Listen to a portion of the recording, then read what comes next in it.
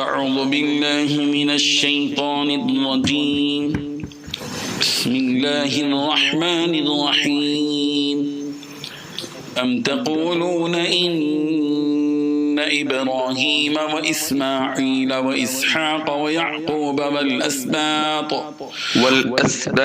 كانوا هودا أو نصارى قل أأنتم أعلم أم الله ومن أظلم ممن كتم شهادة عنده من الله وما الله بغافل عما تعملون تلك أمة قد خلت لها ما كسبت ولكم ما كسبتم ولا تسألون عما كانوا يعملون صدق الله العظیم۔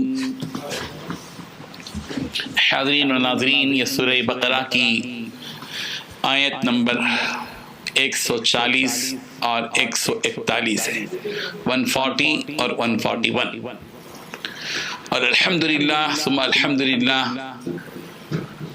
پہلے پارے کا گویا ان آیتوں سے اختتام ہو رہا ہے، پہلا پارہ ختم ہو رہا ہے، اس کے بعد انشاءاللہ دوسرے پارے کا آغاز ہوگا۔ ان دو آیتوں میں کیا بات کہی گئی ہے؟ یہ بات کہی گئی ہے کہ یہ یہود اور نصارہ کا دعویٰ یہ تھا کہ حضرت ابراہیم، حضرت اسماعیل، حضرت اسحاق، حضرت یعقوب اور ان کی اولاد یہ سارے کے سارے یا تو یہودی تھے یا تو نصرانی تھے، یہ ان کا دعویٰ ہے۔ حقیقت کیا ہے؟ اللہ تبارک و تعالیٰ اس کو بتا رہے ہیں۔ ام تقولون، اے یہودیو، اے نصارہ، کیا تم یہ کہتے ہو کہ ان ابراہیم و اسماعیل و اسحاق و یعقوب والاسباط کانوا ہودن او نصارا، کہ ابراہیم، اسماعیل، اسحاق، یعقوب اور ان کی اولاد یہ سارے کے سارے یہودی تھے یا نصرانی تھے؟ کیا تمہارا یہ دعویٰ ہے؟ سنو، قل انتم اعلم ام اللہ، کہہ دیجئے پیارے پیغمبر، کیا تم زیادہ جانتے ہو یا اللہ زیادہ جانتا ہے؟ اللہ کو زیادہ معلوم ہے، تم کہاں تھے وہاں؟ تمہاری تو پیدائش ہی نہیں ہوئی تھی۔ تمہیں تو معلوم ہونا چاہیے کہ ابراہیم کے دور میں، اسماعیل کے دور میں، حضرت اسحاق کے دور میں، حضرت یعقوب کے دور میں اور ان کی اولاد کے دور میں تم کہاں تھے؟ یہودیت اور نصرانیت تو بعد کی تاریخ ہے، یہ تو ان سے پہلے کے زمانے کے، جب یہودیت ہی نہیں تھی، تورات ہی نہیں تھی، انجیل ہی نہیں تھی، عیسیٰ اور موسیٰ ہی نہیں تھے، تو پھر یہ کیسے ممکن ہے کہ وہ یا تو یہودی تھے یا نصرانی تھے جس بارے میں جھگڑ رہے ہو؟ نہ رہے بانس نہ بجے بانسری، اس وقت میں تو یہ تھے ہی نہیں، یہ یہودیت تو تھی ہی نہیں، پھر تم کیسے کہتے ہو؟ قل، کہہ دیجئے پیارے پیغمبر، انتم اعلم ام اللہ، تم زیادہ جانتے ہو یا اللہ زیادہ جانتا ہے؟ اور پھر اللہ تبارک و تعالیٰ نے ان کو ظالم قرار دیا، ان یہودیوں کو، جنہوں نے حق بات اور سچی بات کو جاننے کے باوجود اس گواہی کو چھپایا۔ وَمَنْ أَظْلَمُ مِمَّنْ كَتَمَ شَهَادَةً عِنْدَهُ مِنَ اللَّهِ، اس سے بڑھ کر ظالم کون ہو سکتا ہے جس نے اس گواہی کو چھپایا جو ان کے پاس موجود ہے اللہ کی طرف سے۔ وَمَا اللَّهُ بِغَافِلٍ عَمَّا تَعْمَلُونَ، اور اللہ ان چیزوں سے غافل نہیں ہے جو کچھ کہ تم کر رہے ہو۔ یاد رکھو کہ حضرت ابراہیم نہ یہودی تھے نہ نصرانی، حضرت اسماعیل نہ یہودی تھے نہ نصرانی، حضرت اسحاق نہ یہودی تھے نہ نصرانی، حضرت یعقوب نہ یہودی تھے نہ نصرانی، یہ سب کے سب ان اور ان کی اولاد یہ سب تو ملت ابراہیمی سے تعلق رکھتے تھے، یہ سب کے سب تو مسلمان تھے، دین حنیف کو اختیار کیے ہوئے تھے، ملت ابراہیمی سے ان کا تعلق تھا، یہ یہودی نہیں تھے، یہ نصرانی نہیں تھے۔ اللہ تبارک و تعالیٰ نے پھر دوبارہ وہی بات کہی ہے جو اس سے پہلے آیت نمبر 134 میں کہی گئی تھی، تلک امۃ قد خلت لہا ما کسبت ولکم ما کسبتم ولا تسألون عما كانوا يعملون، وہ اے یہودیوں اور نصرانیوں، جو تم اپنے بزرگوں کی نسبت سے اپنی نجات کا ذریعہ اور سہارا بنا کر زندگی بسر کر رہے ہو کہ تم اب نبیوں کی اولاد ہو، نبیوں کی اولاد ہو۔ یاد رکھو وہ ایک امت تھی جو گزر چکی، ان کے لیے وہ جو انہوں نے کمایا، تمہارے لیے وہ جو تم نے کمایا، اور تم سے ان لوگوں کے بارے میں سوال نہیں کیا جائے گا جو تم سے پہلے ہو گزرے ہیں. تم کو تمہارا عمل دیکھنا چاہیے. تمہارا ایمان، تمہارا عمل تم کو نجات دیتا ہے. تو صرف نسبت کی بنیاد پر یہ لڈو کھانے کے خواب دیکھا مت کرو. تمہاری عمل کی بنیاد پر تم کو نجات مل جائے گی.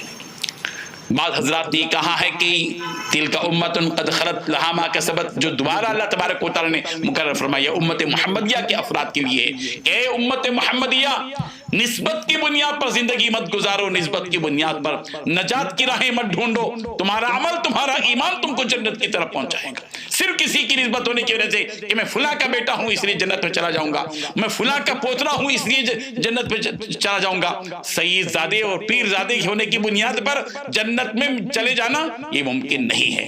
آدمی اپنے عمل سے جنت میں جاتا ہے، آدمی اپنے ایمان سے. ان الذین آمنوا وعملوا الصالحات والعصر ان الانسان لفی خسر الا الذین آمنوا وعملوا الصالحات وتواصوا بالحق وتواصوا بالصبر. ایمان ہے، عمل صالح ہے، جس کی بنیاد پر آدمی کو نجات مل سکتی ہے. اللہ تعالیٰ اس حقیقت کو سمجھنے کی توفیق عطا فرمائے. وآخر دعوانا ان الحمد للہ رب العالمین. سيقول السفهاء من الناس ما ولاهم عن قبلتهم التي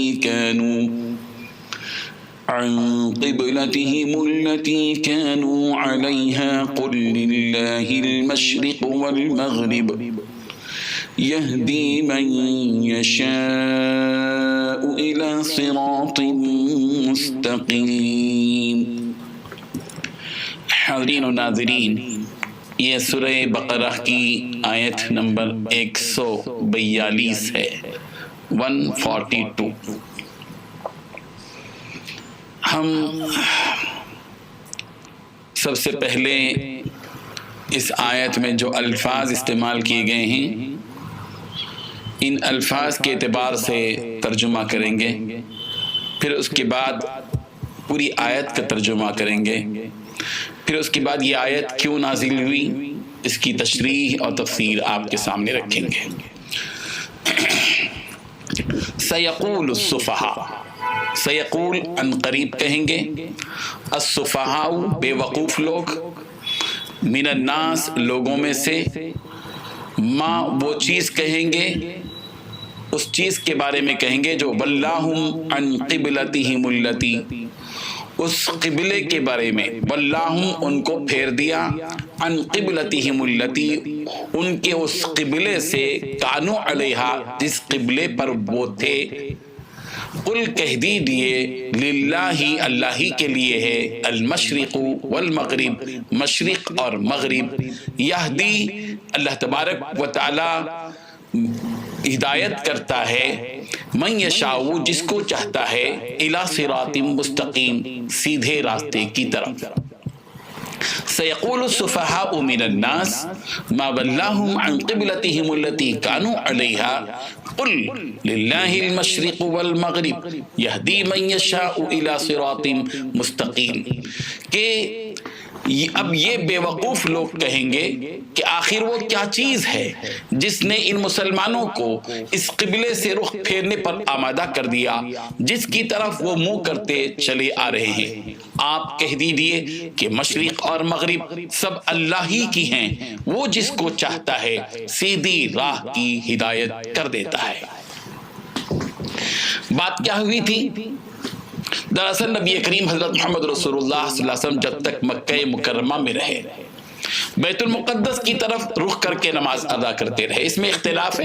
بعض حضرات یہ کہتے ہیں کہ حضور اکرم صلی اللہ علیہ وسلم مکے میں جب تک رہے کعبۃ اللہ ہی کی طرف رخ کر کے نماز پڑھتے رہے، جب مدینہ آئے تو بیت المقدس کی طرف رخ کر کے نماز پڑھنا شروع کیا، پھر اس کے بعد تحویل قبلہ ہوا. لیکن حضرت عبداللہ بن عباس رضی اللہ عنہ کی رائے یہی ہے کہ حضور اکرم صلی اللہ علیہ وسلم مکہ مکرمہ میں جب تک رہے بیت المقدس کی طرف رخ کر کے نماز پڑھتے رہے، پھر جب مدینہ منورہ تشریف لائے تو اسی بیت المقدس کی طرف رخ کر کے 16-17 مہینے تک اسی بیت المقدس کی طرف رخ کر کے نماز پڑھتے رہے. اور لیکن اس دوران نبی کریم حضرت محمد رسول اللہ صلی اللہ علیہ وسلم کا جی یہ چاہتا تھا کہ قبلہ جو ہے بیت اللہ کی طرف کر دیا جائے، اس لیے کہ بیت اللہ وہ گھر ہے جو پہلا گھر ہے جس کو حضرت آدم نے سب سے پہلے، بلکہ اس سے بھی پہلے فرشتوں نے اس کی تعمیر کی، پھر حضرت آدم علیہ السلام نے تعمیر کی، پھر اس کے بعد ابراہیم علیہ السلام نے اپنے بیٹے اسماعیل کے ساتھ اس کی تعمیر کی. اور چونکہ حضور اکرم صلی اللہ علیہ وسلم کی خاص نسبت حضرت ابراہیم سے، آپ اسی خاندان سے چلے آئے بنی اسماعیل سے، تو پیارے پیغمبر صلی اللہ علیہ وسلم کی دلی تمنا اور آرزو یہ تھی کہ آپ علیہ الصلوۃ والتسلیم کا جو قبلہ ہے جو آج مدینہ منورہ میں بیت المقدس کی طرف رخ کر کے جو نماز پڑھی جا رہی ہے اس کے بجائے بیت اللہ کی طرف کر دیا جائے. اسی تمنا اور آرزو اور اشتیاق کی وجہ سے نبی کریم حضرت محمد رسول اللہ کا چہرہ آسمان کی طرف اٹھتا تھا کہ کب وحی آئے گی اور اللہ کا کب حکم نازل ہوگا کہ بجائے بیت المقدس کے بیت اللہ کی طرف رخ کر کے نماز پڑھنے کا حکم دیا جائے. چنانچہ اللہ تعالیٰ نے اس کیفیت کو بھی بتایا، قد نرا تقلب وجهك في السماء فلنولينك قبلة ترضاها فول وجهك شطر المسجد الحرام. اس آیت کی تشریح آگے آئے کہ ہم اس کو بیان کریں گے.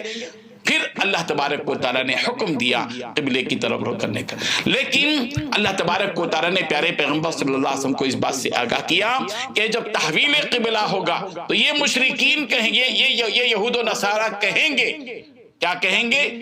سیقول السفہاء، ان قریب یہ بے وقوف قسم کے لوگ، یہ یہود و نصارہ کہیں گے کہ من الناس، لوگوں میں سے جو بے وقوف ہیں وہ کہیں گے ما ولاہم عن قبلتہم التی کانوا علیہا، کہ آخر وہ کیا چیز ہے جس نے ان مسلمانوں کو اس قبلے سے رخ پھیرنے پر آمادہ کر دیا، کس وجہ سے مسلمانوں نے بیت المقدس سے اپنا رخ پھیر کر بیت اللہ کی طرف کر لیا. یہ اعتراض کریں گے. پیغمبر آپ کو گھبرانے کی ضرورت نہیں، قل کہہ دیجئے پیغمبر للہ المشرق والمغرب، اللہ ہی کے لیے ہے مشرق اور اللہ ہی کے لیے ہے مغرب.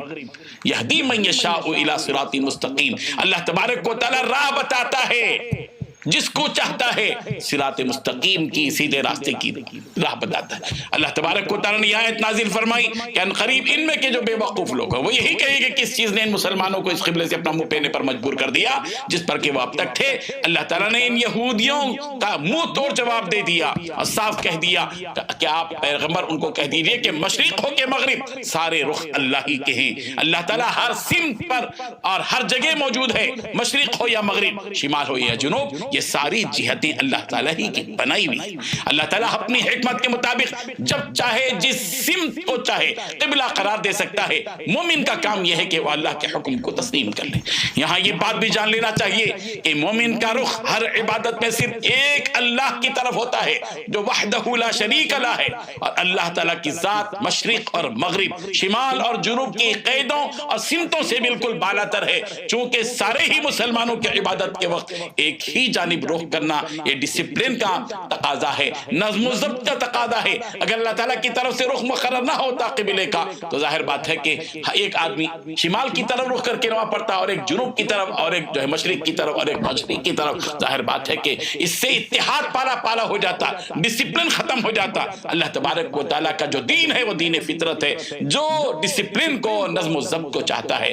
بہرحال یہ قبلے کے سلسلے میں جو مشرکین کا جو یہود و نصارہ کا اعتراض تھا اس اعتراض کو یہاں پر بیان کیا گیا ہے. اللہ تبارک و تعالی ہم سب کو اس حقیقت کو سمجھنے کی توفیق عطا فرمائے. وآخر دعوانا ان الحمد للہ رب العالمین.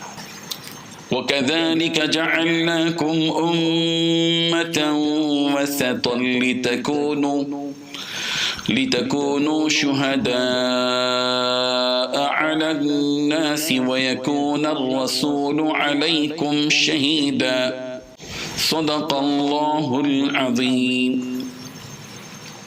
حاضرین و ناظرین، یہ سورہ بقرہ کی آیت نمبر 143 کا پہلا حصہ ہے. یعنی آج ہم سورہ بقرہ کی آیت نمبر 143 کا پہلا حصہ جو ہے اسی کی تفسیر بیان کریں گے. دوسرے حصے کی تشریح بعد میں ہوگی انشاءاللہ. اس آیت کا ترجمہ پہلے لفظ سمجھ لیجئے، پھر اس کے بعد ترجمہ سنیے، پھر اس کے بعد اس میں کیا باتیں اور کتنی باتیں بیان کی گئی ہیں اس کو ہم سنیں گے انشاءاللہ۔ وَكَذَلِكَ، اور اسی طرح، جعلناکم، ہم نے تم کو بنایا، امتوں وسطا، درمیانی امت، لِتَكُونُوا، تاکہ تم ہو جاؤ، شہداء، گواہ، علی الناس، لوگوں پر، وَيَكُونَ الرَّسُولُ، اور رسول ہوں، علیکم، تم پر، شہیدہ، گواہ۔ اب پوری آیت کا ترجمہ سنیے۔ وَكَذَلِكَ جَعَلْنَاكُمْ أُمَّةً وَسَطًا لِتَكُونُوا شُهَدَاءَ عَلَى النَّاسِ وَيَكُونَ الرَّسُولُ عَلَيْكُمْ شَهِيدًا، اور مسلمانوں، اسی طرح تو ہم نے تم کو ایک معتدل امت بنایا ہے تاکہ تم دوسرے لوگوں پر گواہ بنو اور رسول تم پر گواہ بنے۔ آیت نمبر 143 کے اس پہلے حصے میں اللہ تعالیٰ نے 3 باتیں بیان کی ہیں، ان کو غور سے سننا چاہیے۔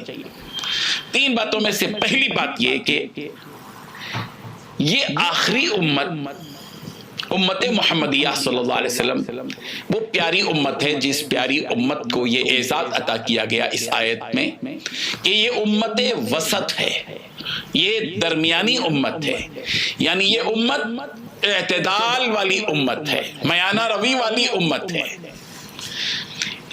حضور اکرم صلی اللہ علیہ وسلم کی اس امت سے پہلے جو امتیں آئیں ان میں یا تو افراط تھا، تفرید تھی، اعتدال نہیں تھا۔ چنانچہ آپ دیکھیں گے کہ پچھلی امتوں میں ایسے لوگ تھے جنہوں نے دنیا ہی کو چھوڑ دیا، خیر بات کر دیا، چلے گئے پہاڑوں میں زندگی گزار، نہ بیوی، نہ بچے، نہ ماں باپ، نہ رشتہ دار، کسی کا کوئی خیال نہیں، اسی کو دینداری سمجھتے تھے۔ یا تو یہ کہ الٹے بالکل عیاشی میں، فحاشی میں، بدکاری میں، برائی میں پڑ گئے۔ اللہ تعالیٰ نے اس پیاری امت کو امت وسط بنایا، یہ پہلی بات اللہ تعالیٰ نے بیان فرمائی۔ تو امت محمدیہ کو یہاں امت وسط یعنی درمیانی امت کہا گیا۔ اس کا مطلب کیا ہے؟ اس کا مطلب یہ کہ یہ امت ہر اعتبار سے اعتدال پر ہے، اس امت کے اخلاق و اعمال میں بھی اعتدال ہے، یہ امت افراط و تفریط سے بالکل پاک ہے۔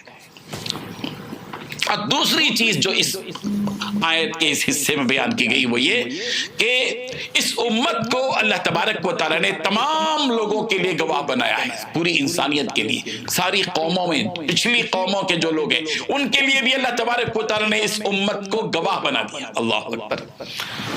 حضرت ابو سعید خدری رضی اللہ عنہ سے روایت ہے، رسول کریم صلی اللہ علیہ وسلم نے ارشاد فرمایا کہ قیامت کے روز حضرت نوح علیہ السلام کو لایا جائے گا اور ان سے سوال ہوگا کہ کیا تم نے اپنی قوم کی تبلیغ کی؟ حضرت نوح علیہ السلام فرمائیں گے کہ ہاں اے اللہ، میں نے اپنی قوم کی تبلیغ کی۔ اللہ تعالیٰ حضرت نوح کی قوم سے پوچھیں گے کہ کیا حضرت نوح نے تمہاری تبلیغ کی؟ قوم مکر جائے گی، صاف طور پر میدان محشر میں کہے گی کہ نہیں، نوح نے ہم کو دین کی دعوت دی ہی نہیں۔ اللہ تبارک و تعالیٰ امت محمدیہ سے پوچھیں گے کہ امت محمدیہ تم بتاؤ کہ کیا نوح نے اپنی قوم کو دین کی دعوت دی تھی؟ تو حضرت امت محمدیہ گواہی دے گی حضرت نوح علیہ السلام کی تبلیغ پر کہ ہاں حضرت نوح نے اپنی قوم کو دین کی دعوت دی تھی۔ یہ اس کا مطلب یہ ہوا کہ یہ امت محمدیہ پچھلی امتوں کے لیے اور پورے لوگوں کے لیے گواہ بن کر قیامت کے دن آئے گی۔ اللہ اکبر، اتنا بڑا احسان ہے اس امت پر، ہمیں کس قدر خوش ہونا چاہیے کہ اللہ تبارک و تعالیٰ نے اس امت محمدیہ کو کتنا بڑا اعزاز بخشا کہ اس امت کو پوری امتوں کے لیے گواہ کا مقام دیا، یہ منصب اس کو عطا کیا گیا کہ یہ امت پوری امتوں اور پورے لوگوں کے لیے گواہ بن کر آئے گی۔ 2 چیزیں ہو گئی، اور تیسری چیز جو یہاں بیان کی گئی کہ وَيَكُونَ الرَّسُولُ عَلَيْكُمْ شَهِيدًا، کہ اور رسول حضور یہ امت پورے لوگوں کے لیے گواہ بنے گی، اور نبی کریم حضرت محمد رسول اللہ صلی اللہ علیہ وسلم اس امت کے لیے گواہ بن کر آئیں گے۔ اس امت کی گواہی حضور اکرم صلی اللہ علیہ وسلم، یہ امت پورے لوگوں کی گواہی دے گی، اور اس امت کی گواہی نبی کریم حضرت محمد رسول اللہ صلی اللہ علیہ وسلم دیں گے۔ یہی وجہ ہے کہ قرآن مجید نے جگہ اللہ تبارک و تعالیٰ نے پیارے پیغمبر صلی اللہ علیہ وسلم سے خطاب کرتے ہوئے فرمایا اِنَّا أَرْسَلْنَاكَ بِالْحَقِّ بَشِيرًا وَنَذِيرًا، ہم نے آپ کو بشیر اور نذیر بنا کر بھیجا، گواہ بنا کر بھیجا۔ انا ارسلناک بالحق بشیرا و نذیرا بھی ہے، انا ارسلناک شاہدا و مبشرا و نذیرا، ہم نے آپ کو گواہ بنا کر بھیجا، خوشخبری دینے والا بنا کر بھیجا، نذیر بنا کر بھیجا۔ بزرگان محترم، یہاں قابل غور بات یہ ہے کہ اللہ تبارک و تعالیٰ نے ہم سب کو ایک بڑا اعزاز بخشا ہے۔ حضرت عمر رضی اللہ عنہ سے روایت ہے، نبی کریم صلی اللہ علیہ وسلم نے ارشاد فرمایا، جس کسی مسلمان کے لیے 4 آدمی خیر کی گواہی دے دیں، کہہ دے 4 آدمی کہ یہ آدمی اچھا آدمی ہے، اس کے خیر کی گواہ دے دیں، اللہ تعالیٰ اسے جنت میں داخل کریں گے۔ صحابہ نے پوچھا اللہ کے رسول صلی اللہ علیہ وسلم، اگر کسی آدمی کسی مسلمان کے حق میں صرف 2 آدمی گواہی دے دیں، اس کے بارے میں کیا حکم ہے؟ سرکار نے فرمایا وہ بھی جنت میں داخل ہوگا۔ اللہ اکبر۔ اللہ تعالیٰ ہم سب کو اس قابل بنا دے کہ ہماری زندگی ایسے گزرے کہ ہماری زندگی کو دیکھ کر لوگ ہمارے اچھے ہونے کی گواہی دیں۔ ہم اچھے، ہم اپنی زبان سے کہہ دیں تو اچھے نہیں ہیں، ہم اس وقت میں اچھے ہیں کہ لوگ ہمارے بارے میں تبصرہ یہ کریں کہ ہم اچھے ہیں۔ تو جب ہم اچھے ہیں، لوگوں کی گواہی بھی اپنی جگہ ایک مقام رکھتی ہے۔ اللہ تعالیٰ ہم سب کو نیک توفیق عطا فرمائے۔ وآخر دعوانا ان الحمد للہ رب العالمین۔ وما جعلنا القبلة التي كنت عليها إلا لنعلم من يتبع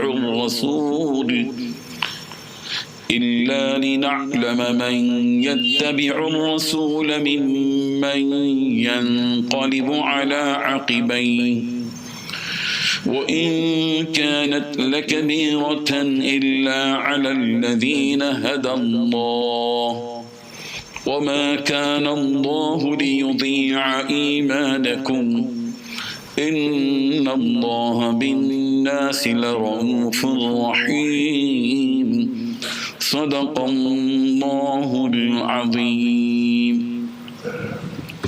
حاضرین و ناظرین، جیسا کہ آپ جانتے ہیں کہ پچھلی جو آیت تھی 143، ہم نے یہ بات بتائی تھی کہ سورہ بقرہ کی آیت نمبر 143 کا جو پہلا حصہ تھا اس کو ہم نے بیان کر دیا تھا، اور 143 آیت نمبر کا جو باقی حصہ ہے اس کی تشریح آج ہم آپ کے سامنے کر رہے ہیں۔ آیت کو سمجھنے سے پہلے الفاظ کو دیکھیے کہ الفاظ کے معنی کیا ہیں اس آیت میں جو استعمال کیے گئے ہیں۔ وما جعلنا القبلہ، ہم نے نہیں بنایا قبلہ، التی کنت علیہا، وہ قبلہ جس پر آپ تھے، الا لنعلم، مگر صرف یہ جاننے کے لیے تھا کہ من یتبع الرسول، کہ کون رسول کی اتباع کرتا ہے، ممن ینقلب علی عقبیہ، اور کون الٹے پاؤں پھر جاتا ہے، وَإِن كَانَتْ لَكَبِيرَةً إِلَّا عَلَى الَّذِينَ هَدَى اللَّهُ، لیکن یہ بات یقیناً اس میں کوئی شک نہیں کہ یہ بات بڑی مشکل تھی۔ وَإِن كَانَتْ لَكَبِيرَةً، اس میں کوئی یہ شک نہیں کہ یہ بات بہت بڑی مشکل تھی، مگر إِلَّا عَلَى الَّذِينَ هَدَى اللَّهُ، مگر ان لوگوں کے لیے مشکل نہیں تھی جن کو اللہ نے ہدایت دی تھی۔ وما كان الله ليضيع ایمانکم، اور اللہ تعالیٰ ایسا نہیں ہے کہ تمہارے ایمان کو ضائع کر دے۔ ان اللہ بالناس لرؤوف الرحیم، بے شک اللہ تبارک و تعالیٰ لوگوں پر بہت شفقت کرنے والا، بڑی مہربانی کرنے والا ہے۔ تو اللہ تبارک و تعالیٰ کیا بتانا چاہتے ہیں؟ اس کا مکمل ترجمہ کیا ہوا؟ اور جس قبلے پر تم پہلے کاربند تھے اسے ہم نے کسی اور وجہ سے نہیں بلکہ صرف یہ دیکھنے کے لیے مقرر کیا تھا کہ کون رسول کا حکم مانتا ہے اور کون الٹے پاؤں پھر جاتا ہے۔ اور اس میں شک نہیں کہ یہ بات تھی بڑی مشکل، لیکن ان لوگوں کے لیے ذرا بھی مشکل نہیں جن کو اللہ نے ہدایت دے دی تھی۔ اور اللہ تعالیٰ ایسا نہیں کہ تمہارے ایمان کو ضائع کر دے، در حقیقت اللہ لوگوں پر بہت شفقت کرنے والا، بڑی مہربانی کرنے والا ہے۔ حاضرین، یہاں اس حقیقت کو سمجھنا ضروری ہے کہ پہلے بیت المقدس کی طرف رخ کر کے نماز پڑھنے کا سلسلہ جاری تھا۔ مکہ مکرمہ میں بھی حضرت عبداللہ بن عباس رضی اللہ عنہ کی روایت کے مطابق، اور پھر مدینہ منورہ کے 16 17 مہینے مسلسل تقریباً بیت المقدس ہی کی طرف رخ کر کے نماز پڑھا جاتا رہا. پھر اللہ تبارک و تعالیٰ نے بیت اللہ کی طرف رخ کر کے نماز پڑھنے کا حکم دیا. یہ اسی کو تحویل قبلہ کہتے ہیں. یہ جو تحویل قبلہ کا حکم ہے کہ بیت المقدس سے اپنا رخ موڑو، بیت اللہ کی طرف کرو، یہ ایک امتحان تھا. اللہ تعالیٰ دنیا میں ہم کو امتحان کے لیے لائے. وَلَنَبْلُوَنَّكُمْ بِشَيْءٍ، ہم تمہارا امتحان لیتے ہیں. لِيَبْلُوَكُمْ أَيُّكُمْ أَحْسَنُ عَمَلًا، تاکہ وہ آزمائش کرے کہ تم میں کون اچھے عمل کرتا ہے. زندگی ہماری امتحان ہے. ہم کو اللہ کا حکم ہمارے نزدیک سے بڑی اہمیت رکھتا ہے. اللہ تعالیٰ نے جو حکم دیا اس کو مان لو، یہی بندگی ہے، یہی عبادت ہے. تو دراصل ایک امتحان تھا تحویل قبلہ، کہ قبلے کی تبدیلی کے بعد کون رسول رحمت صلی اللہ علیہ وسلم کی اتباع کرتا ہے اور کون رسول کے حکم سے منہ موڑ کر چلا جاتا ہے. یہ ایک پہچان ہے. اس سے ایک پہچان ہو جاتی ہے. قبلے کی زیادہ اہمیت نہیں ہے، حکم کی زیادہ اہمیت. قبلے کو ہمیشہ کے لیے مقدس مان کر اللہ کے بجائے قبلے کی کوئی عبادت کرتا ہے تو ظاہر بات ہے کہ تو یہ گمراہی کی بات ہے. ہمارے نزدیک جو تقدس والی سب سے بڑی بات ہے وہ اللہ کا حکم.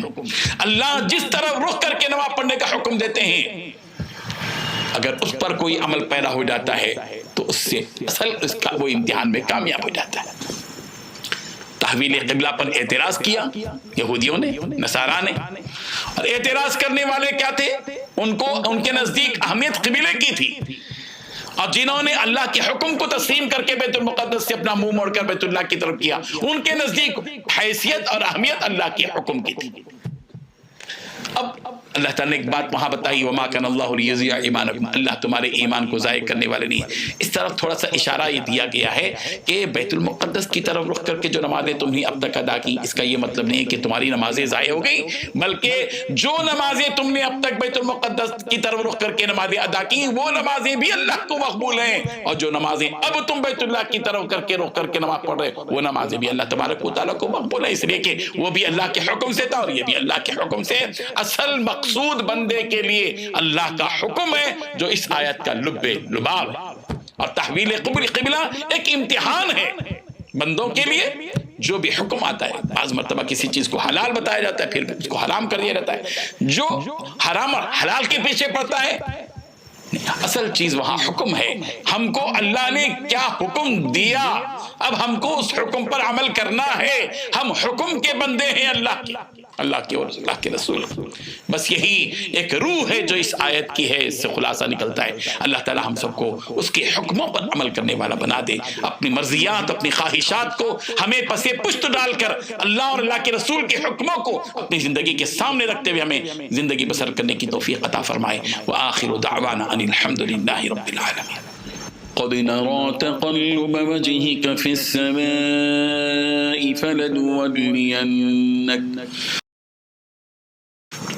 فلنولينك قبلة ترضاها فول وجهك شطر المسجد الحرام وحيث ما كنتم فولوا وجوهكم شطره وَإِنَّ الَّذِينَ أُوتُوا الْكِتَابَ لَيَعْلَمُونَ أَنَّهُ الْحَقُّ مِنْ رَبِّهِمْ وَمَا اللَّهُ بِغَافِلٍ عَمَّا يَعْمَلُونَ. صدق اللہ العظیم.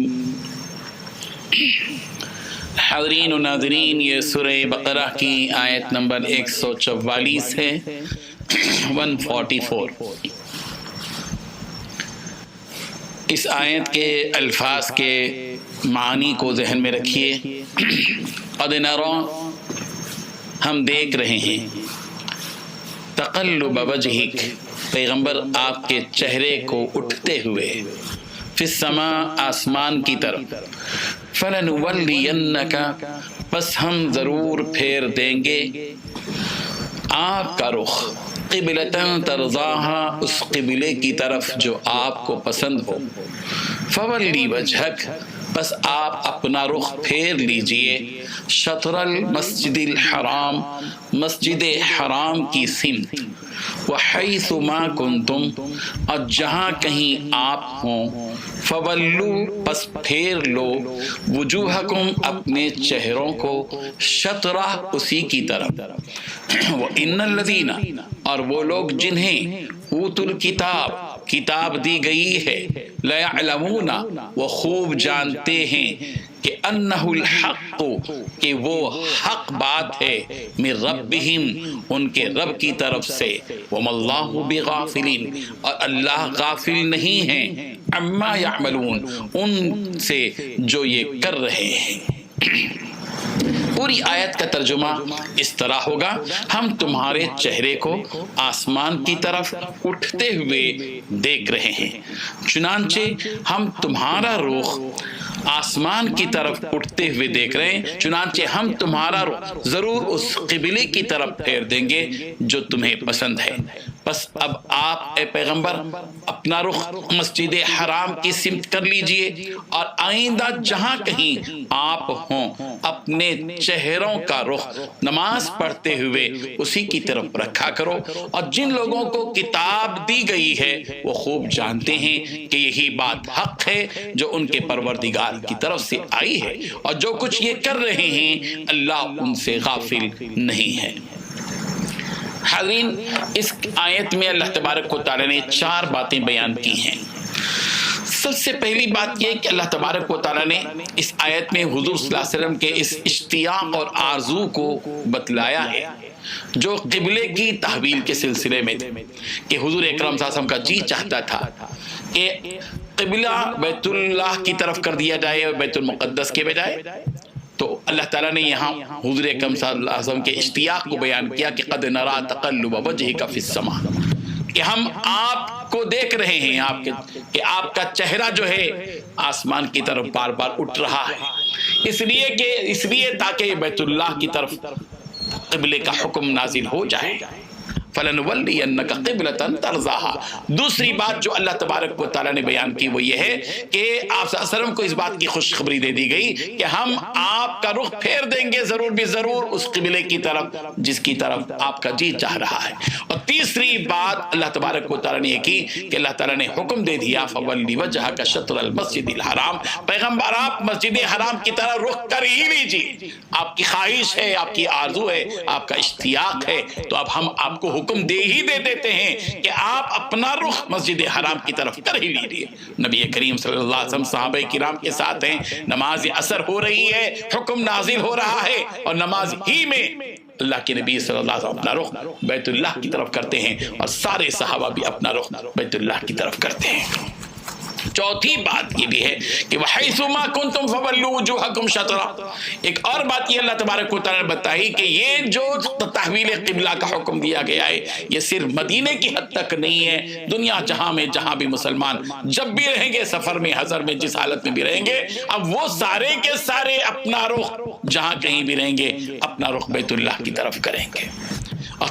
ایک بات جو پانچویں بات بتائی وہ یہ کہ وَإِنَّ الَّذِينَ أُوتُوا الْكِتَابَ لَيَعْلَمُونَ أَنَّهُ الْحَقُّ مِنْ رَبِّهِمْ، یہ جو اہل کتاب ہیں یہود و نصارہ، ان کو پورا علم ہے کہ یہ جو باتیں جو بیان کی گئی ہیں، جو احکامات نازل ہو رہے ہیں، یہ سب ان کے پروردگار کی طرف سے حق ہے، لیکن صرف شرارت اور عناد کی وجہ سے یہ اس قسم کے اعتراضات کرتے ہیں۔ وَمَا اللَّهُ بِغَافِلٍ عَمَّا يَعْمَلُونَ، پیغمبر یہ مت سمجھیے کہ یہ جو شرارتیں کر رہے ہیں، اعتراض کر رہے ہیں، اللہ کو علم نہیں ہے، اللہ تبارک و تعالیٰ اس سے غافل نہیں ہے جو کچھ کہ یہ کام کر رہے ہیں۔ پیغمبر آپ اپنا کام کیجیے، اللہ کے حکم سے جو کچھ کہ آپ کو اللہ نے حکم دیا آپ اس پر عمل کرتے چلے جائیے، بس باقی کا جو ہے وہ ہم دیکھ لیں گے، ان سے ہم غافل نہیں ہیں۔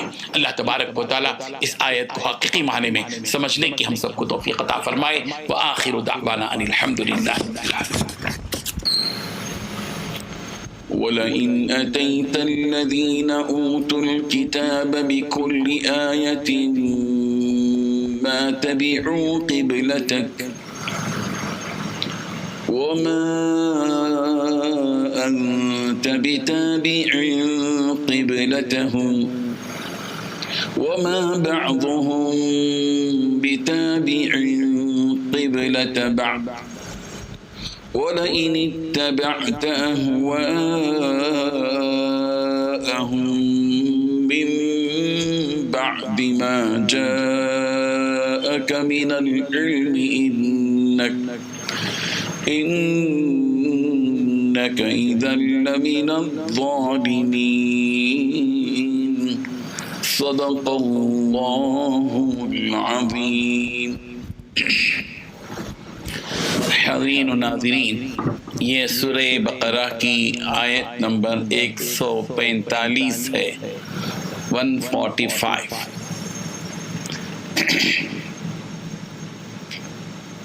پہلے ہم اس کے لفظی معنی کی طرف چلتے ہیں۔ اللہ تعالیٰ نے ارشاد فرمایا ہے وَلَئِنْ أَتَيْتَ، اے پیارے پیغمبر اگر آپ لے آئیں الذین اوتوا الکتاب، ان لوگوں کے پاس جن کو کتاب دی گئی، بِكُلِّ آیَةٍ، ہر قسم کی نشانیاں، تو جب بھی ما تبعوا قبلتک، وہ آپ کے قبلے کی پیروی نہیں کریں گے، وما انت بتابع، اور آپ بھی اتباع کرنے والے نہیں ہو، پیروی کرنے والے نہیں ہو، قبلتہم، ان کے قبلے کی، اور اسی کے ساتھ ساتھ وما بعضهم بتابع قبلۃ بعض، اور یہ یہود اور نصارہ دونوں کے دونوں ایک دوسرے کے قبلے کی بھی پیروی کرنے والے نہیں ہیں۔ پیغمبر وَلَئِنِ اتَّبَعْتَ، اور اگر آپ پیروی کر لیں احواءہم، ان یہود و نصارہ کے خواہشات کی، من بعد ما، اس کے بعد کے، جاءک من العلم، آپ کے پاس علم آ چکا ہے، تو انکا اذن، تو ایسی صورت میں آپ ہو جائیں گے لمن الظالمین، ظالموں میں سے، یعنی آپ کا شمار ظالموں میں ہو جائے گا۔ یہ تو لفظی طور پر معنی تھے۔ پوری آیت کا معنی ہم دیکھتے ہیں کہ کیا ہے۔ اللہ تبارک و تعالیٰ نے ارشاد فرمایا اور جن لوگوں کو کتاب دی گئی تھی اگر تم ان کے پاس ہر قسم کی نشانیاں لے آؤ تب بھی یہ تمہارے قبلے کی پیروی نہیں کریں گے، اور نہ آپ ان کے قبلے پر اب عمل کرنے والے ہو اور نہ وہ ایک دوسرے کے قبلے پر عمل کرنے والے ہیں۔ اور جو علم آپ صلی اللہ علیہ وسلم آپ کے پاس پہنچ چکا ہے، اس کے بعد اگر کہیں آپ نے ان کی خواہشات کی پیروی کر لی تو اس صورت میں یقیناً آپ کا شمار ظالموں میں ہوگا۔ حاضرین و ناظرین، اس آیت میں 4 باتیں بیان کی گئی ہیں، ان کو غور سے سنیں۔ سب سے پہلی بات اللہ تعالیٰ نے یہ بات بتائی کہ یہود و نصارہ کسی بھی صورت میں آپ کے قبلے کی اتباع کرنے والے نہیں ہیں، یعنی ان لوگوں کے اندر اتنی ضد ہے، ان یہودیوں کے اندر اتنی سرکشی ہے، اور ان کی سرکشی اور ضد اتنی واضح ہو چکی ہے کہ اب ان سے کسی بھی قسم کی امید نہیں کی جا سکتی کہ یہ کسی بھی معاملے میں آپ کی اتباع کریں گے۔ اب آپ دلیلوں پر دلیلیں ان کے سامنے لا کر رکھ دیں، جب بھی یہ آپ کی بات کو تسلیم کرنے والے نہیں ہیں۔ دوسری بات جو اللہ تبارک و تعالیٰ نے بتائی وہ یہ ہے کہ پیغمبر آپ کو چونکہ قبلے کا حکم دے دیا گیا کہ بیت اللہ کی طرف آپ رخ کر کے نماز پڑھیے، اب ظاہر ہے کہ اللہ کا حکم آپ کو یہ ہے کہ بیت اللہ کی طرف رخ کر کے نماز پڑھیں، اس لیے اب آپ بھی ان کی اتباع نہیں کریں گے۔ اب آپ بیت المقدس کی طرف رخ کر کے اب نماز نہیں پڑھیں گے، بیت اللہ ہی کی طرف رخ کر کے نماز پڑھیں گے۔ اب ان یہود و نصارہ کی آپ بھی اتباع نہیں کریں گے۔ اور تیسری چیز جو اللہ تبارک و تعالیٰ نے بتائی وہ یہ ہے کہ یہ یہود اور نصارہ دونوں کے دونوں آپس میں ضدی اتنی ہے ان دونوں کے اندر کہ یہ دونوں بھی ایک دوسرے کے قبلے کی اتباع نہیں کرتے، اس لیے کہ یہودیوں کا جو قبلہ ہے وہ بیت المقدس اور نصارہ کا جو قبلہ ہے وہ بیت الحم جہاں حضرت عیسیٰ علیہ السلام پیدا ہوئے۔ یہ یہودی نصرانیوں کے قبلے کو قبول نہیں کرتے اور یہ نصرانی یہودیوں کے قبلے کو پسند نہیں کرتے، دونوں ایک دوسرے کی اتباع نہیں کرتے، سب کو اپنا اپنا قبلہ پسند ہے۔ اور چوتھی چیز جو اللہ تبارک و تعالی نے بتائی وہ ہے کہ پیغمبر ظاہر ہے کہ آپ تو اللہ تعالیٰ کے حکم پر ہی عمل کرنے والے ہیں یقیناً، اگر آپ ولو بالفرض اگر آپ ان یہود و نصارہ کی اتباع کر لیں جبکہ آپ کے پاس علم آ چکا ہے تو ظاہر بات ہے کہ آپ کا شمار ظالموں میں سے ہوگا۔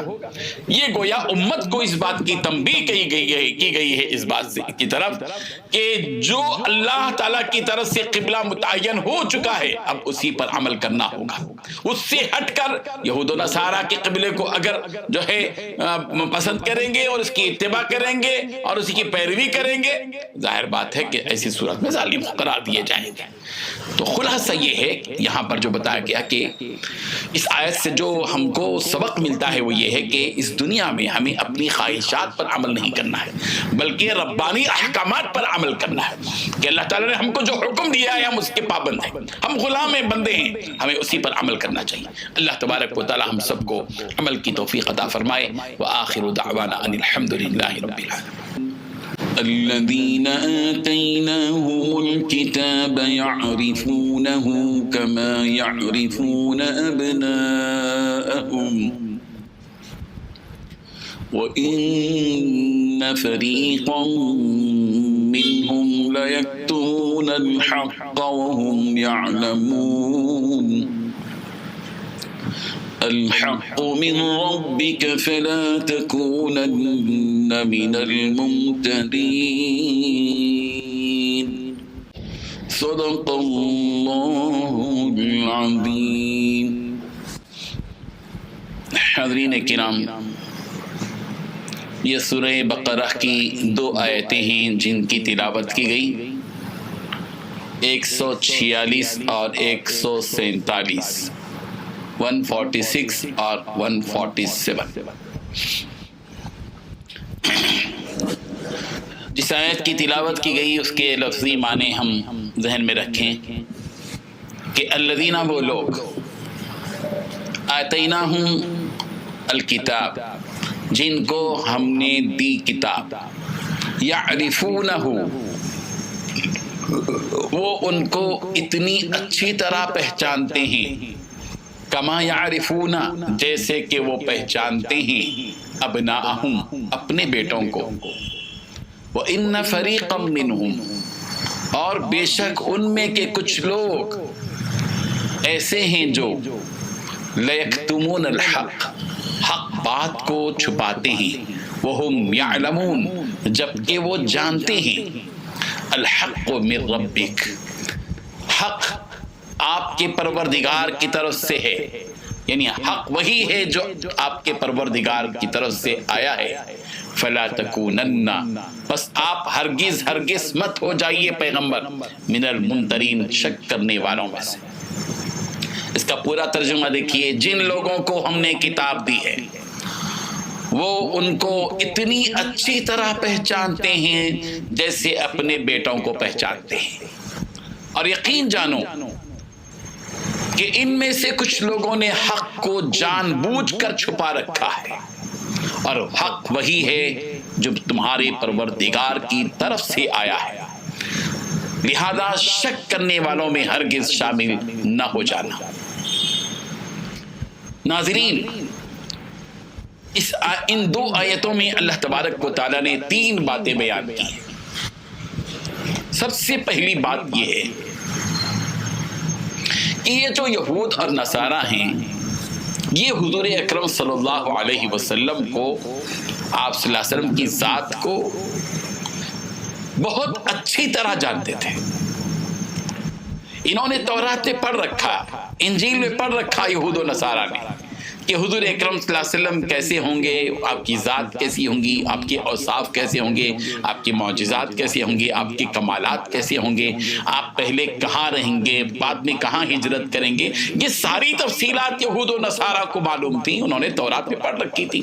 حضور اکرم صلی اللہ علیہ وسلم کو وہ بالکل ایسے پہچانتے تھے جیسے کہ باپ اپنے بیٹوں کو پہچانتا ہے، یہ یہود و نصارہ جیسے اپنے بیٹوں کو پہچانتے ہیں اسی طرح بلکہ اس سے بھی زیادہ حضور اکرم صلی اللہ علیہ وسلم کو پہچانتے ہیں۔ مگر اس کے باوجود ان کی حالت، ان کی ضد، ان کی سرکشی، ان کی مخالفت اتنی ہے کہ نبی کا انکار کرتے ہیں۔ یہ تو پہلی چیز ہے جو بیعت کی۔ اور حضرت عبداللہ ابن السلام رضی اللہ عنہ جو یہود کے علماء میں سے تھے، حضور اکرم صلی اللہ علیہ وسلم سے پہلی مرتبہ ان کی ملاقات ہوئی، سب سے پہلے حضرت عبداللہ ابن السلام نے سرکار کا چہرے مبارک دیکھا۔ جیسے ہی آپ کے چہرے کو دیکھا ارشاد فرمایا کہ یہ چہرہ جھوٹا نہیں ہو سکتا، یہ چہرہ جھوٹا نہیں ہو سکتا۔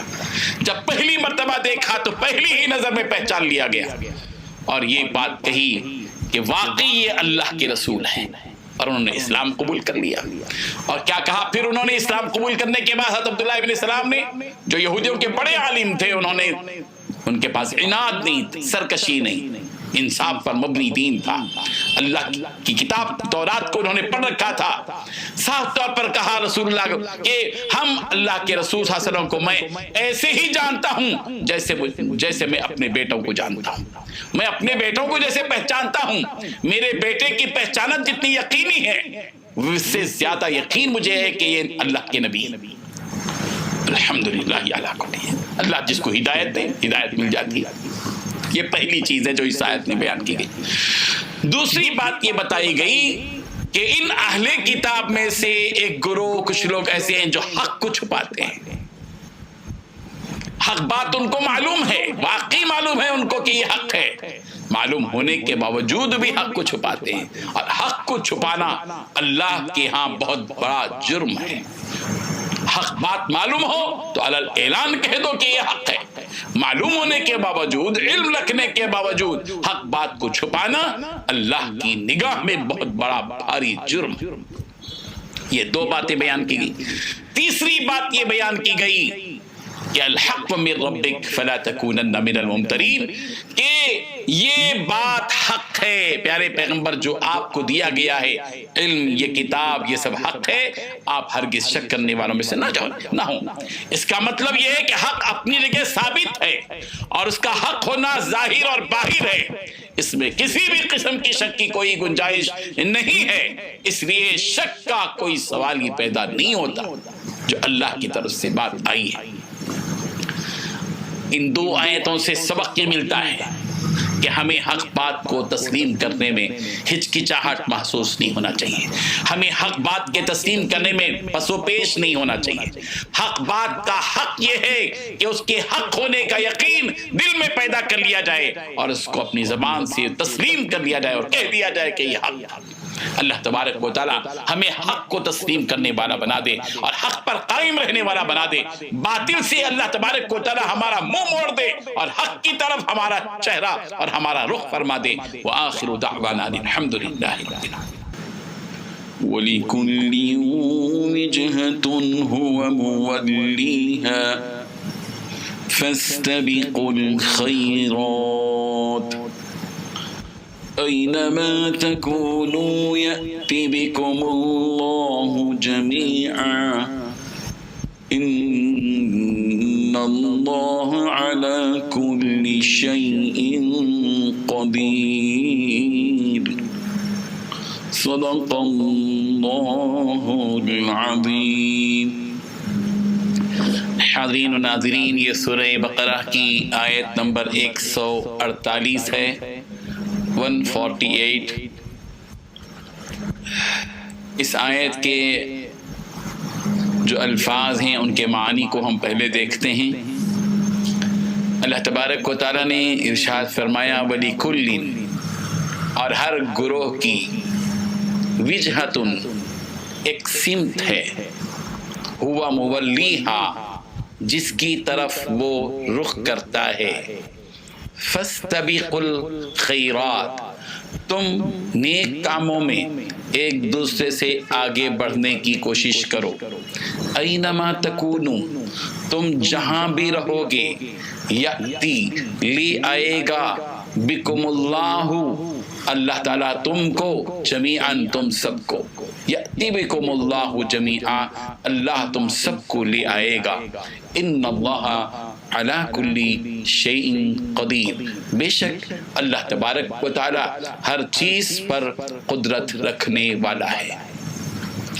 پورا ترجمہ ہم آیت کا کرتے ہیں، اور ہر گروہ کی ایک سمت ہے جس کی طرف وہ رخ کرتا ہے، لہذا تم نیک کاموں میں ایک دوسرے سے آگے بڑھنے کی کوشش کرو.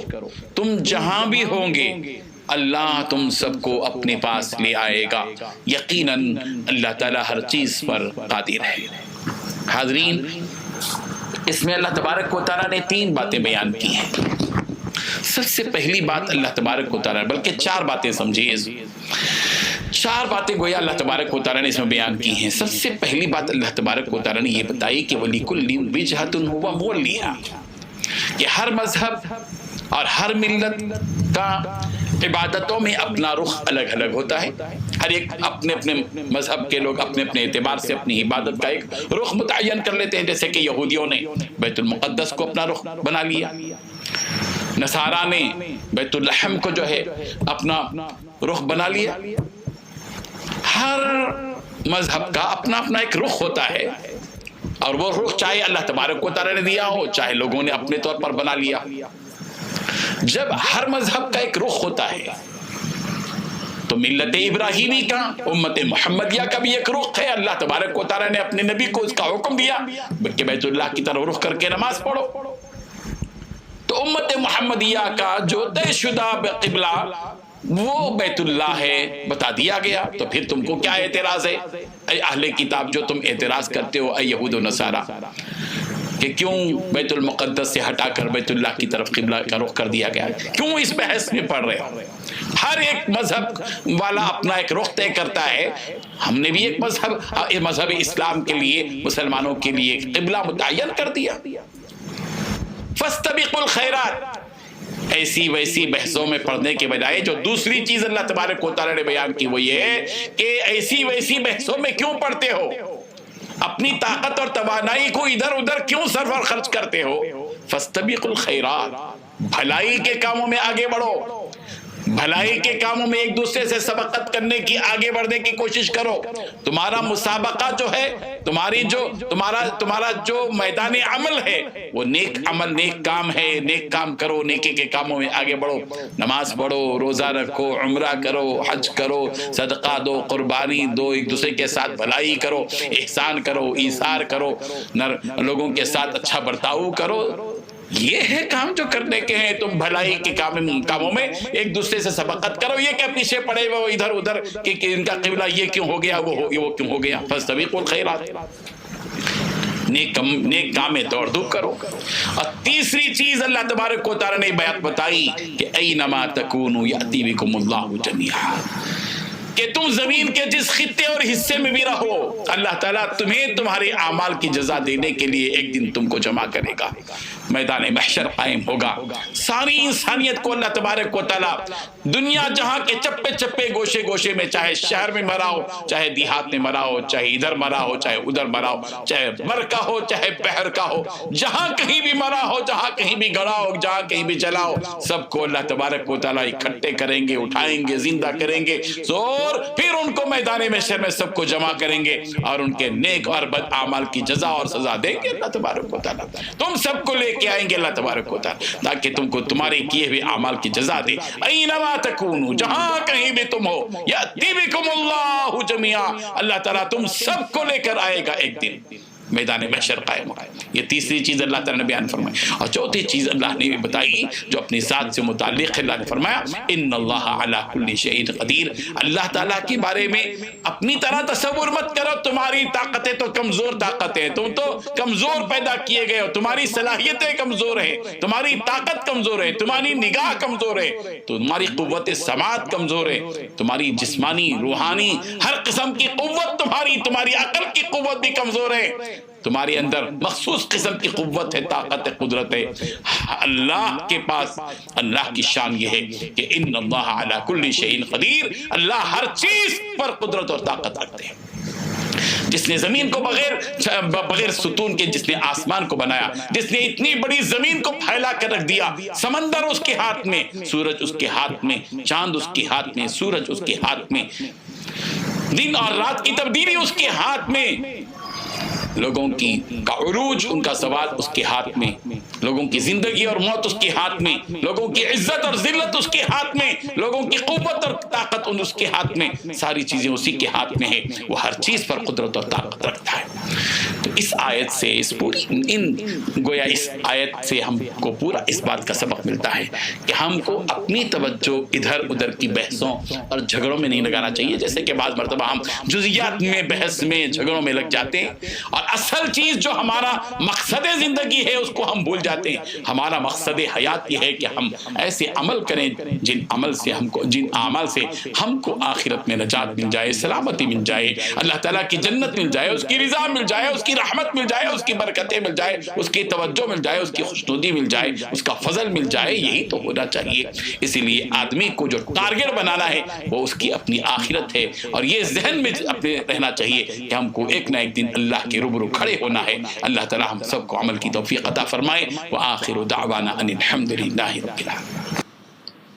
ومن حيث خرجت فول وجهك شطر المسجد الحرام وإنه للحق من ربك وما الله بغافل عما تعملون.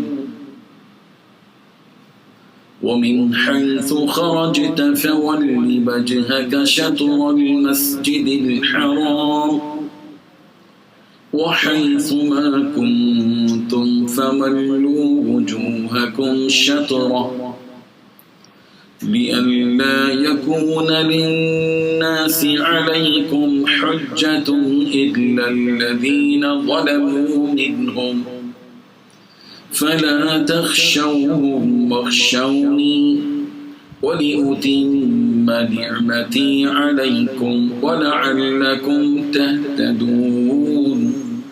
صدق الله العظيم. حاضرین و ناظرین، یہ سورہ بقرہ کی آیت نمبر 149 اور 150 149 اور 150.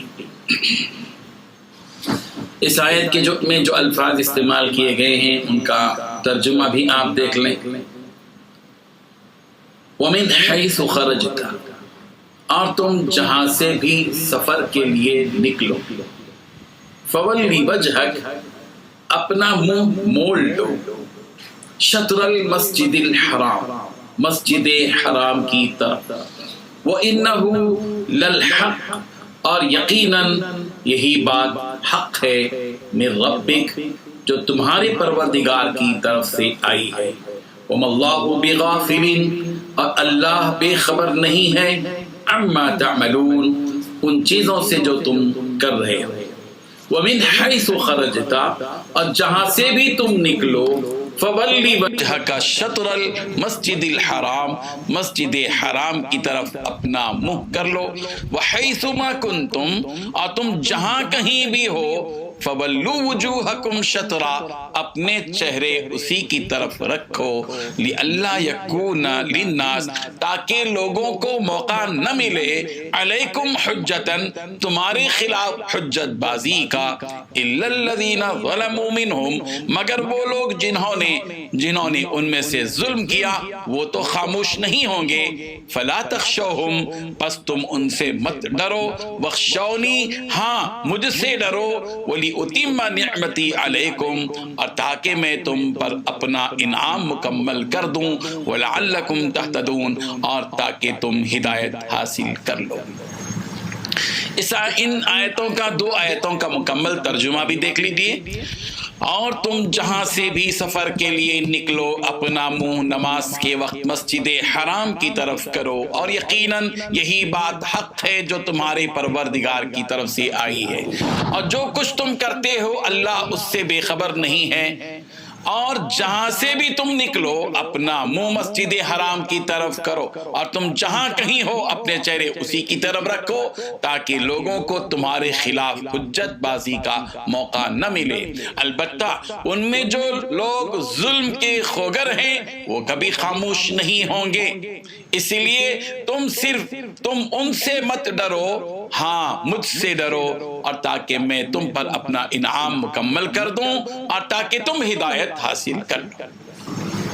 حاضرین، ان 2 آیتوں میں اللہ تبارک و تعالی نے 5 باتیں بیان کی ہیں۔ سب سے پہلی بات یہ کہ اللہ تبارک و تعالی نے مکرر سکرر 3 مرتبہ اللہ تبارک و تعالی نے یہی بات دہرائی ہے کہ تم جہاں کہیں ہو اپنا رخ مسجد حرام کی طرف کر لو۔ یہ بار بار کیوں کہا جا رہا ہے؟ ظاہر ہے کہ ہم بھی اپنے چھوٹوں کو کوئی بات بتاتے ہیں اور اہمیت والی بات ہوتی ہے تو ایک بار نہیں بلکہ 2-3 مرتبہ کہتے ہیں، جاؤ بھائی جاؤ، دیکھو فلاں یہ یاد رکھنا، دیکھو یہ پیسے یہاں رکھنا، بار بار بولتے ہیں ہم۔ بعض مرتبہ سامنے والا میرے کیا بار بار بول رہے ہیں؟ اللہ تبارک و تعالیٰ یہاں بار بار اس لیے بول رہے ہیں تاکہ تاکید ہو جائے اس بات کی جو بات کہی جا رہی ہے، اور پوری خصوصی توجہ کے ساتھ امت اس بات کو سمجھے کہ انہیں نماز کے وقت میں قبلے کی طرف بیت اللہ کی طرف جو رخ کرنا ہے وہ ہر حال میں ہے، چاہے وہ سفر میں ہو، چاہے وہ حضر میں ہو، چاہے وہ مکے کے اندر ہو، چاہے وہ مکے کے باہر ہو، چاہے وہ مکے سے قریب ہو، چاہے وہ مکے سے دور ہو، چاہے وہ مکے کی شمالی جانب ہو، چاہے جنوبی جانب، چاہے مشرقی جانب، چاہے مغربی جانب، جہاں کہیں بھی وہ ہو، دنیا بھر میں جہاں کہیں بھی اللہ کے ماننے والے نماز ادا کریں تو ان کو چاہیے کہ وہ صرف اور صرف بیت اللہ کی سمت پر ہی نماز پڑھیں، وہی ان کا قبلہ ہے۔ یہ پہلی بات بیان کی گئی۔ دوسری بات اس آیت میں یہ بیان کی گئی کہ بیت المقدس کے بجائے کعبۃ اللہ کی طرف رخ پھیر دینے میں یہودیوں کی حجت ختم ہو جاتی ہے۔ یہ حکم ہم نے اس لیے دیا لِأَلَّا يَكُونَ، تاکہ حجت نہ رہے، حجت علیکم، تاکہ تمہارے خلاف ان کو حجت نہ رہے۔ یہ کیوں؟ اصل میں یہودی اعتراض کرنے لگے یہ کہ آخری نبی کے سلسلے میں تورات میں یہ بات بھی لکھی ہوئی تھی کہ آخری نبی جو آئیں گے ان کا قبلہ بیت اللہ کی طرف ہوگا۔ اب ظاہر ہے کہ حضور اکرم صلی اللہ علیہ وسلم 16-17 مہینے تک مدینہ منورہ میں بیت المقدس کی طرف رخ کر کے نماز پڑھ رہے تھے، تو یہودیوں کو یہ بھی اعتراض ہوا۔ کیا اعتراض ہوا کہ کیوں آخری نبی کا قبلہ تو بیت اللہ لکھا ہے تورات میں، یہ بیت المقدس کی طرف رخ کر کے نماز پڑھ رہے ہیں؟ تو ظاہر بات ہے ان کی خلاف ایک حجت بھی قائم ہو جائے، اس لیے بار بار اللہ تبارک و تعالیٰ نے یہ بات بتا دی کہ تم کو تو ہر حال میں بیت اللہ کی طرف رخ کر کے ہی نماز پڑھنا ہے۔ دوسری بات یہ ہوئی۔ تیسری بات اللہ تبارک و تعالیٰ نے یہ کہی کہ ان میں سے بعض ایسے ہیں جو ظالم قسم کے ہیں، جو کسی بھی صورت میں بات کو تسلیم کرنے والے نہیں، ان کا کام ہی اعتراض کرنا ہے، ان کو چھوڑ دو، خلی بلدی کر دو، چھوڑ دو، ان کے پیچھے مت پڑو، ان کا ڈر دل میں پیدا مت کرو۔ اسی لیے چوتھی بات اللہ تبارک و تعالی نے فرمائی کہ فلا تخشوہم، تو ان سے مت ڈرو جو اعتراض کر رہے ہیں، وخشونی، مجھ سے ڈرو۔ اس سے سبق ملتا ہے کہ دنیا میں زندگی بسر کرنے کے لیے ہمیں صرف اور صرف اللہ کا ڈر ہونا چاہیے، اللہ کے احکامات پر عمل کرنے کے لیے۔ لوگوں سے ڈریں گے ہمارا دین مکمل نہیں ہوگا، ہمارا ایمان مضبوط نہیں ہوگا۔ ہمارے ایمان کی مضبوطی اور ہمارے دین کی تکمیل اسی میں ہے کہ ہم لوگوں سے نہ ڈریں بلکہ اللہ سے ڈر کر زندگی گزاریں۔ اور پانچویں چیز اللہ تبارک و تعالی نے جو بیان کی وہ یہ کہ ہم نے جو بیت اللہ کی طرف رخ کر کے نماز پڑھنے کا حکم دے کر تمہارے اوپر اپنی نعمت مکمل کر دی ہے، وَلِأُتِمَّ نِعْمَتِي عَلَيْكُمْ۔ ہم نے اس لیے بیت اللہ کی طرف رخ کر کے نماز پڑھنے کا حکم دیا تاکہ ہماری نعمت تاکہ اللہ فرما رہے میں اپنی نعمت کو مکمل کر دوں اور تاکہ تم ہدایت پر بھی قائم رہو۔ اللہ تبارک و تعالی ہم سب کو اللہ اور اس کے رسول کے حکموں پر عمل کرتے ہوئے لوگوں سے ڈرنے سے اعتراض کرنے والے اعتراض کی طرف رخ کرنے سے ہم سب کی حفاظت فرمائے۔ ہم تو اللہ کے بندے ہیں، ہمارا کام صرف اور صرف اللہ کے حکم کی تعمیل کرنا ہے۔ اللہ تعالی ہم سب کو عمل کی توفیق عطا فرمائے۔ وآخر دعوانا ان الحمد للہ رب العالمین۔ كما أرسلنا فيكم رسولا منكم يتلو عليكم آياتنا ويزكيكم ويعلمكم الكتاب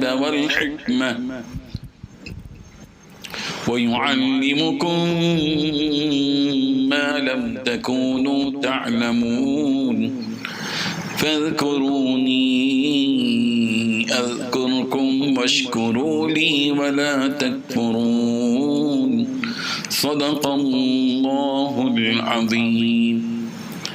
حاضرین و ناظرین، یہ سورہ بقرہ کی 2 آیتیں ہیں، آیت نمبر 151 اور 152، 151 اور 152۔ اس آیت میں جو الفاظ استعمال کیے گئے ہیں، پہلے ان کا ترجمہ سن لیجئے۔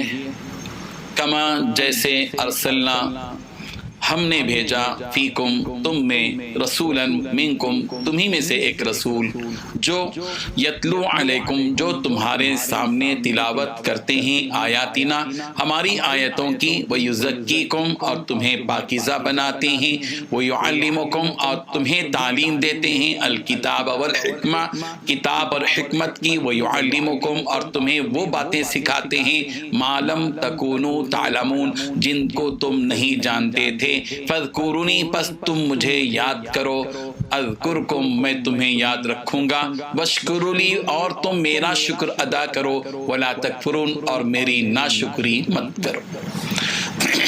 تو اس پوری ان 2 آیتوں کا پورا ترجمہ بھی سن لیجئے۔ جیسے ہم نے تمہارے درمیان ایک رسول بھیجا جو تمہارے سامنے ہماری آیتوں کی تلاوت کرتے ہیں اور تمہیں پاکیزہ بناتے ہیں اور تمہیں کتاب و حکمت کی تعلیم دیتے ہیں اور تمہیں وہ بتاتے ہیں، وہ سکھاتے ہیں جو تم نہیں جانتے تھے، لہذا تم مجھے یاد کرو، میں تمہیں یاد رکھوں گا، اور میرا شکر ادا کرو اور میری ناشکری نہ کرو۔ حاضرین، ان 2 آیتوں میں اللہ تبارک و تعالی نے 3 باتیں بتائی ہیں۔ سب سے پہلی بات یہ ہے کہ جیسے کہ ہم جانتے ہیں سورہ بقرہ کی پچھلی آیتوں میں سے ایک آیت میں اللہ تعالیٰ نے حضرت ابراہیم علیہ السلام کی وہ دعا بتلائی ہے جو خانہ کعبہ کی تعمیر کے بعد انہوں نے کی تھی۔ بڑی پیاری دعا حضرت ابراہیم نے کی تھی، ربنا وابعث فیہم رسولا منہم یتلو علیہم آیاتہ ویعلمہم الکتاب والحکمہ ویزکیہم۔ اے اللہ، ان میں میری نسل میں ایک ایسے رسول کو آپ بھیجیے جو رسول کے ان کے درمیان آپ کی آیتوں کی تلاوت کریں اور کتاب و حکمت کی تعلیم ان کو دیں اور ان کا تزکیہ کریں، ان کو پاکیزہ کریں۔ حضرت ابراہیم علیہ السلام نے بڑی ہی دل کی گہرائی سے یہ دعا کی، اللہ تبارک و تعالی نے حضرت ابراہیم کی دعا کو قبول فرمایا اور آخری پیغمبر کو بھیجا انہی اوصاف کے ساتھ جن اوصاف کا تذکرہ کرتے ہوئے حضرت ابراہیم علیہ السلام نے حضور اکرم صلی اللہ علیہ وسلم کی بعثت کے سلسلے میں دعا کی تھی۔ چنانچہ اللہ تبارک و تعالی نے ویسے ہی پیغمبر بھیجے جن پیغمبر کے اوصاف اور جو فرض منصبی کو ادا کریں گے، جو کام وہ اپنی زندگی کے اندر کریں گے، انہی کاموں کے تذکرے کے ساتھ اللہ تبارک و تعالی نے پیارے پیغمبر صلی اللہ علیہ وسلم کی بعثت کا تذکرہ کیا کہ کما ارسلنا فیکم، جیسے کہ ہم نے تمہاری طرف بھیجا رسولا منکم، تمہیں میں سے ایک ایسے رسول جو یتلو علیکم آیاتنا جو تمہارے پاس تمہارے سامنے ہماری آیتوں کی تلاوت کرتے ہیں، ویعلمکم الکتاب والحکمہ اور تم کو کتاب اور حکمت کی تعلیم دیتے ہیں، ویعلمکم ویزکیم اور تمہارا تزکیہ کرتے ہیں، ویزکیکم تمہارا تزکیہ کرتے ہیں، ویعلمکم ما لم تکونوا تعلمون اور تم کو وہ تعلیم دیتے ہیں جن کو تم نہیں جانتے تھے۔ پیارے پیغمبر صلی اللہ علیہ وسلم گویا حضرت ابراہیم علیہ السلام کی دعا کا نتیجہ ہیں۔ اللہ تبارک و تعالی وہ پیارے پیغمبر اور ان پیارے پیغمبر کی امت میں اللہ تبارک و تعالیٰ نے ہم سب کو پیدا فرمایا. یہ پہلی بات ہے. دوسری بات جو اللہ تبارک و تعالیٰ نے بیان فرمائی وہ یہ کہ فذکرونی اذکرکم، اے لوگو تم مجھے یاد کرو میں تمہیں یاد کروں گا. یہ بہت پیارا فارمولہ ہے. اگر ہم کو یہ معلوم ہو کہ فلاں بڑا آدمی، فلاں ملینر بلینر یا فلاں بہت بڑا عہدیدار، ملک کا وزیر اعظم یا ملک کا صدر یا کسی ریاست کا چیف منسٹر، اس کے بارے میں ہم کو اس بات کی اطلاع ملے کہ اس نے ہم کو یاد کیا ہے تو ہم کتنے خوش ہو جاتے ہیں، ہمارا دل باغ باغ ہو جاتا ہے. اچھا ہم کو یاد کیے، ان کی مجلس میں ہم کو یاد کیے. اللہ اکبر. کائنات کا رب، زمین اور آسمان کا خالق اور مالک، سمندر اور پہاڑوں کا خالق اور مالک، چاند اور سورج کا خالق اور مالک، وہ رب ذوالجلال جس نے پوری کائنات کو پیدا کیا، جن کو، انس کو، جمادات کو، نباتات کو، حیوانات کو، درندوں کو، چرندوں کو، پرندوں کو. وہ پروردگار اگر ہم کو یاد کرتا ہے اور اس کے لیے فارمولہ دیتا ہے کہ اگر تم یہ چاہتے ہو کہ میں تم کو یاد رکھوں تو تمہارا صرف ایک کام ہوگا کہ تم مجھے یاد رکھو. فَاذْكُرُونِي أَذْكُرْكُمْ، بس تم مجھے یاد کرو میں تمہیں یاد رکھوں گا. کیا پیارا فارمولہ دیا گیا ہے. ہم سب کو چاہیے کہ اس آیت کی روشنی میں یہ سبق زندگی بھر یاد رکھیں. اٹھتے بیٹھتے چلتے پھرتے کھاتے پیتے سوتے جاگتے کام کرتے ہوئے کاروبار کرتے ہوئے ملازمت کرتے ہوئے سفر کرتے ہوئے حضر میں ادھر جاتے ادھر جاتے ملاقات کرتے ہوئے لوگوں سے بات کرتے ہوئے اللہ کو یاد کر. اللہ کو یاد رکھو. جب تم اللہ کو یاد رکھو گے تو اللہ تمہیں یاد رکھے گا، اور جس کو اللہ یاد رکھے اس کی کامیابی پر کوئی شک نہیں کر سکتا. اس کے بعد اللہ تبارک و تعالیٰ نے تیسری بات بتائی، وَاشْكُرُونِي وَلَا تَكْفُرُونَ، تم میرا شکر ادا کرو میری ناشکری مت کرو. ہم اللہ تبارک و تعالیٰ کی نعمتوں کے بیچ میں زندگی بسر کر رہے ہیں. وہ خدا جس نے ہم کو پیدا کیا، ہم کچھ نہیں تھے، ہم ایک قطرہ تھے، اس قطرے کو اللہ تبارک و تعالیٰ نے ایک پورا جسم، ایک پوری مشنری بنایا. اللہ تبارک و تعالیٰ نے سوچنے کے لیے دماغ دیا، فیصلے کے لیے دل دیا، ہاتھوں اور پیروں کو دیا تاکہ مختلف قسم کے کام ہم انجام دیں. آنکھ دیے دیکھنے کے لیے، کان دیے سننے کے لیے، ناک دی سونگھنے کے لیے، اور سانس لینے اور چھوڑنے کے لیے، زندگی جینے کے لیے، اور زبان دی چکھنے کے لیے، زبان دی بولنے کے لیے. جسم کے بہت سے وہ آزادی ہے جس سے ہماری بشری تقاضے اور ضرورتوں کی تکمیل ہوتی ہے. اس پروردگار نے ہم کو ان تمام نعمتوں سے اس پروردگار نے ہم کو نوازا.